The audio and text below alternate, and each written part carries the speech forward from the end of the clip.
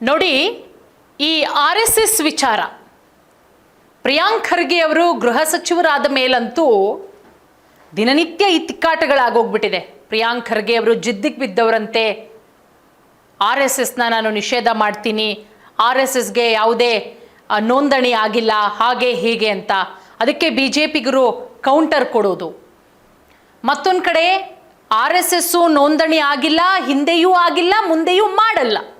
ಸಚಿವ ಪ್ರಿಯಾಂಕ್ ಖರ್ಗೆ ಅವರಿಗೆ BL ಸಂತೋಷ್ ಅವರು ಖಡಕ್ ಆಗಿ ಚಾಲೆಂಜ್ ಮಾಡಿದ್ದಾರೆ.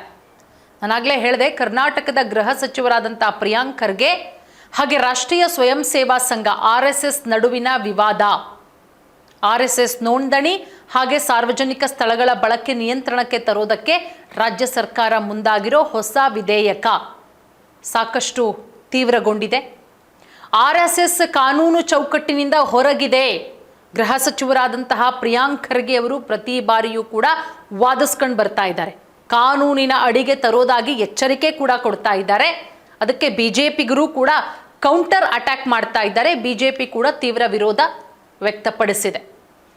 ಇನ್ನು ಪ್ರಿಯಾಂಕ್ ಖರ್ಗೆ, ಸಚಿವ ಪ್ರಿಯಾಂಕ್ ಖರ್ಗೆ ಅವರಿಗೆ BL ಸಂತೋಷ್ ಅವರು ಸವಾಲ್ ಹಾಕಿದ್ದಾರೆ.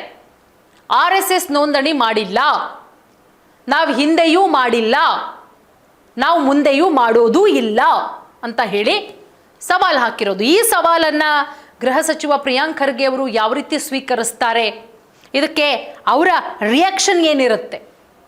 ಇವತ್ತು 80ನೇ ಸ್ವಾತಂತ್ರ್ಯ ದಿನಾಚರಣೆ.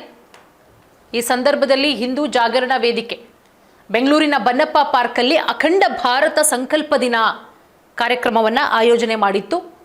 BJP ರಾಷ್ಟ್ರೀಯ ಸಂಘಟನಾ ಪ್ರಧಾನ ಕಾರ್ಯದರ್ಶಿ BL ಸಂತೋಷ್ ಅವರು ಈ ವೇಳೆ ಭಾಗಿಯಾಗಿದ್ದರು. ಈ ವೇಳೆ ಅವರು RSS ನೋಂದಣಿ ಕುರಿತು ಮಾತಾಡಿದ್ದಾರೆ. BL ಸಂತೋಷ್ ಅವರು ಸಚಿವರಾದಂತಹ ಪ್ರಿಯಾಂಕ್ ಖರ್ಗೆ ಅವರ ಹೇಳಿಕೆಗೆ ತಿರುಗೇಟನ್ನು ಕೊಟ್ಟಿದ್ದಾರೆ. ಹಿಂದೆಯೂ ಮಾಡಿಲ್ಲ ನಾವು ರಿಜಿಸ್ಟ್ರು, ಮುಂದೆಯೂ ಮಾಡಲ್ಲ, ಅದೇನು ಮಾಡ್ತಾರೆ ನೋಡೋಣ. RSS ನೋಂದಣಿ ಆಗಿಲ್ಲ, ಹಿಂದೇನೂ ಆಗಿಲ್ಲ, ಮುಂದೇನೂ ಮಾಡಲ್ಲ.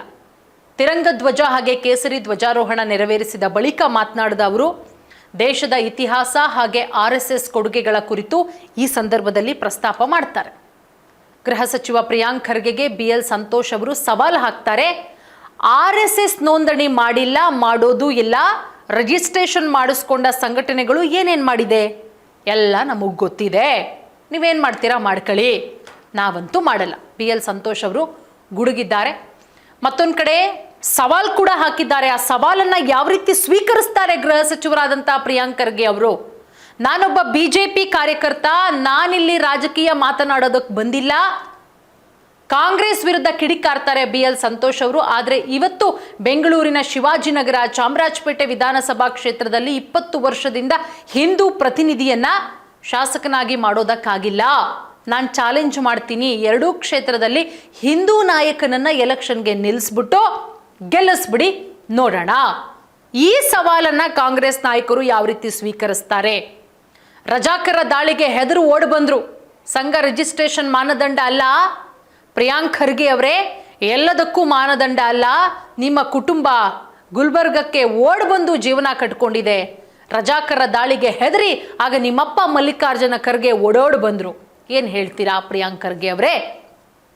ರಜಾಕರ ವಿರುದ್ಧ ನಿಂತಿದ್ದು ಇದೇ RSS. ನೀವು ನಿಮ್ಮ ಕುಟುಂಬ ಇಲ್ಲಿ ನೆಮ್ಮದಿಯಾಗಿ ವಾಸ ಮಾಡೋಕೆ ಹಿಂದೂಗಳು ಕಾರಣ. ಅವತ್ತು ನೀವು ಓಡ್ ಬಂದ ದಿನ ರಜಾಕರ ವಿರುದ್ಧ ನಿಂತಿದ್ದು ಇದೇ RSS.